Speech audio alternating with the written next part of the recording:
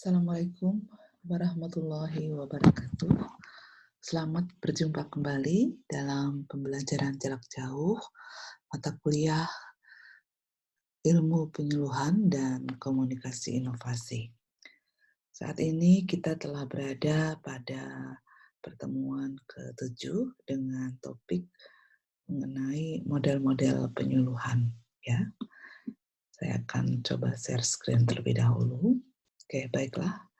Kita akan memasuki topik ke-7 seperti yang saya katakan tadi, ya ini mengenai model-model penyuluhan dan kita akan kaitkan dengan komunikasi interpersonal dan massa begitu.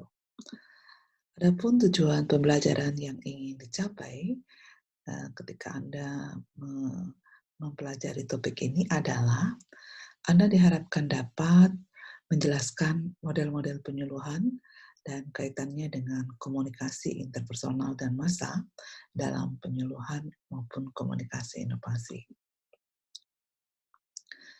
Setidaknya 6 model penyuluhan dibahas dalam perkuliahan ini. Pertama adalah model linier, kedua model dua arah atau interaktif, dan yang ketiga model hubungan antara riset, penyuluhan, dan petani atau masyarakat, dikenal juga dengan model REL, Research Extension Linkage. Kemudian ada model dari petani ke petani, atau farmer back to farmer. Kemudian yang kelima adalah model pendekatan transfer teknologi, dikenal juga dengan Communication for Technology Transfer Approach. Dan yang keenam adalah model cyber. Nah, mengenai model pertama, yakni model linier, ini seperti halnya model komunikasi yang satu arah, yang hanya terdiri dari SCR, atau sumber, channel, dan receiver.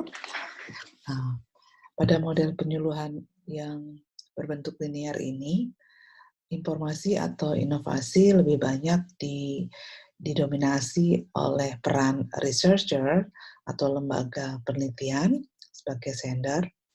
Kemudian penyuluhan berfokus pada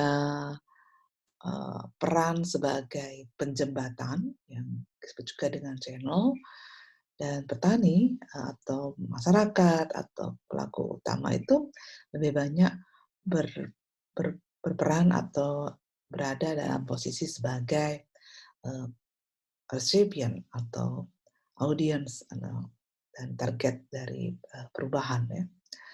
Pada model linear ini, asumsi penyuluhan itu lebih banyak dipandang sebagai proses transfer informasi, penyampaian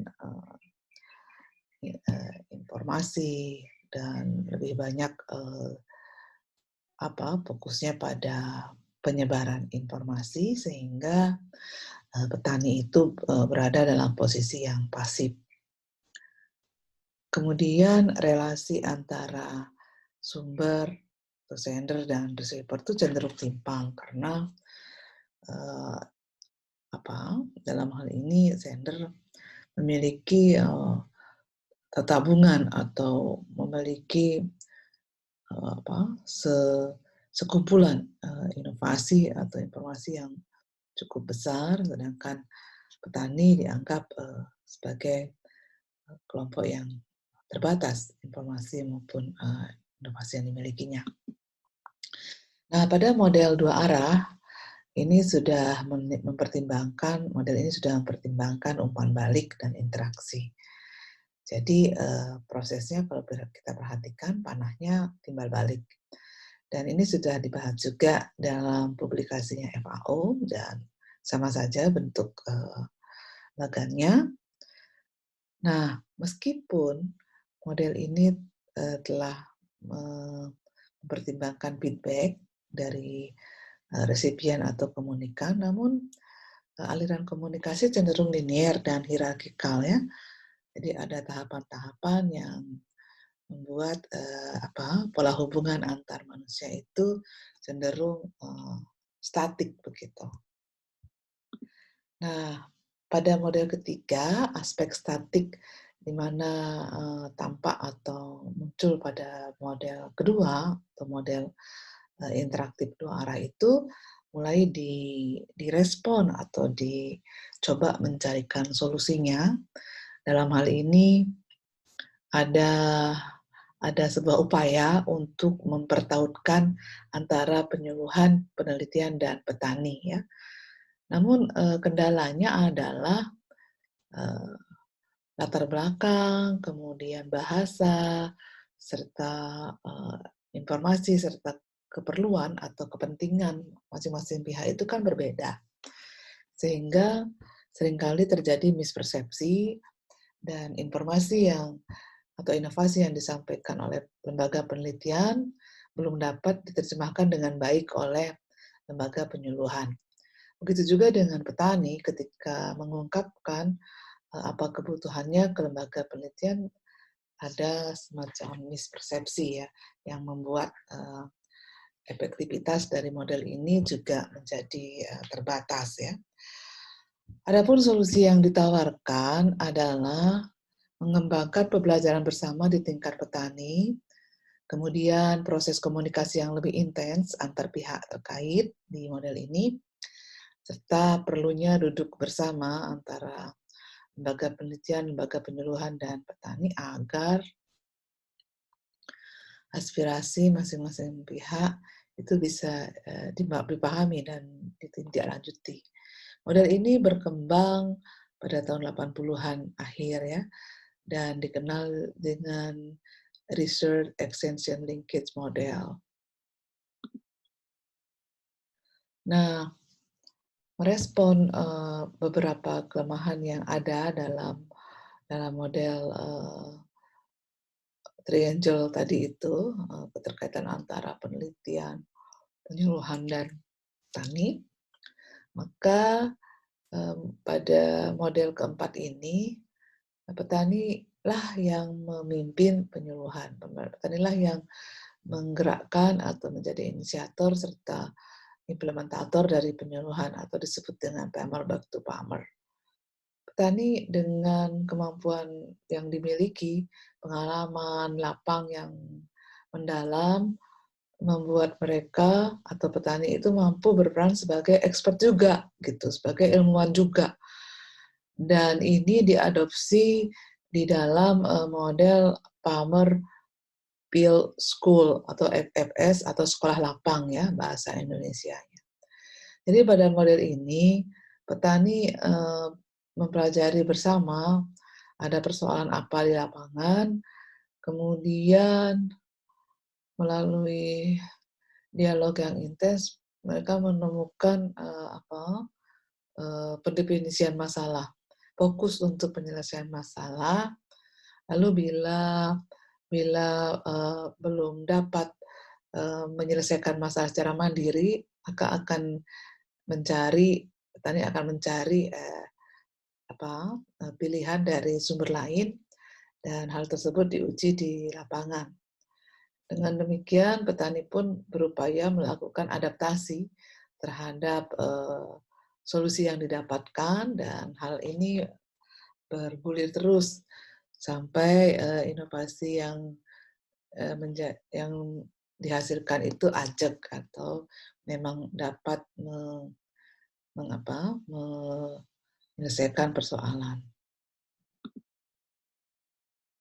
Nah, kemudian ada model kelima, yakni CTTA, atau Communication for Technology Transfer Approach. Ada dua pendekatan utama dalam CTTA ini, yaitu yang pertama adalah Consumer Communication dan the 4Ps, the 4P, dan yang kedua adalah CTTA model dan the 6Ps. Pada 4Ps itu fokus pada people, price, products, and place ya. Sedangkan pada 6P, 4P itu ditambah dengan 2, yaitu politik and policy. Model ini dikenalkan oleh USAID pada tahun 85, merupakan pengembangan dari model Palmer back to Palmer yang dikenalkan oleh Ruth. Nah, pada model Consumer Communication dan 4PS ini, komunikasi dirancang baik untuk konsumer maupun ke dalam sistem organisasi dengan mempertimbangkan produk, place, price, and promotion.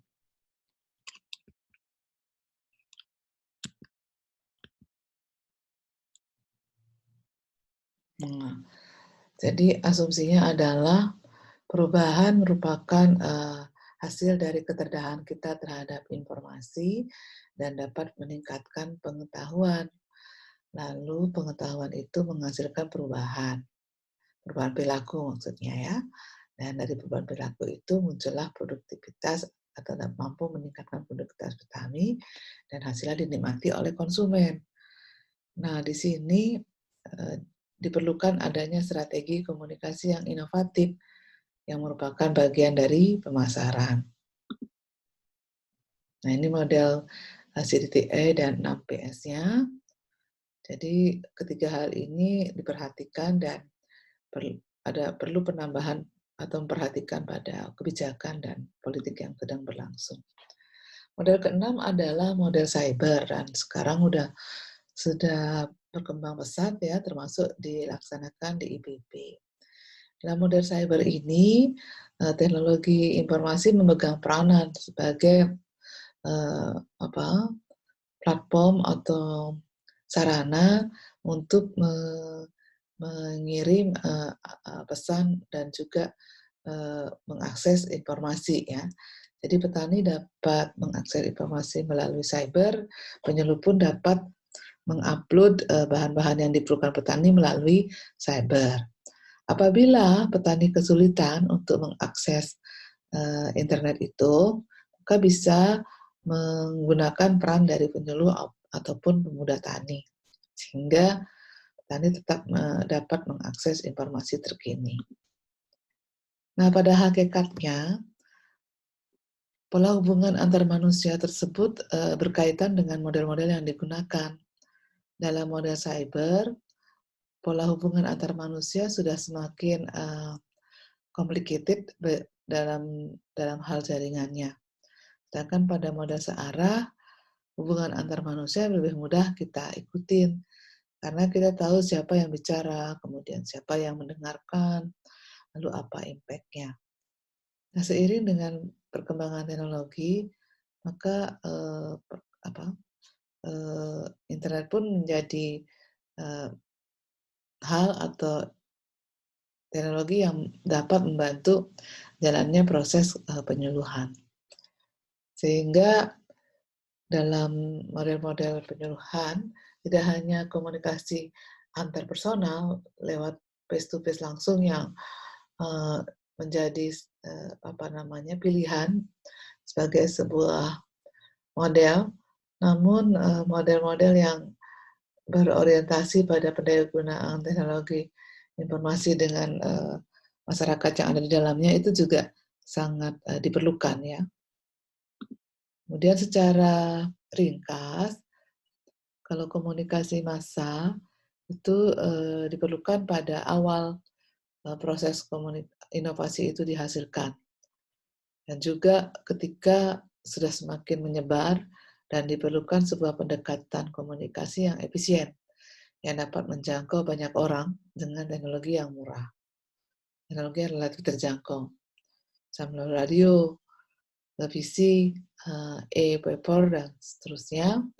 Sedangkan pendekatan kelompok dalam penyuluhan itu berupa sekolah lapang, kunjungan, demplok, dan juga penggunaan beberapa channel radio yang bersatelit ya. Baik, saya kira itu. Jadi pada intinya model-model penyuluhan itu dikembangkan sesuai dengan tujuan yang ingin diharapkan serta konteks sosial, ekonomi, masyarakat, dan budaya yang ada. Demikian sebagai pengantar atau garis besar kuliah ke-7. Semoga bermanfaat. Terima kasih atas perhatiannya.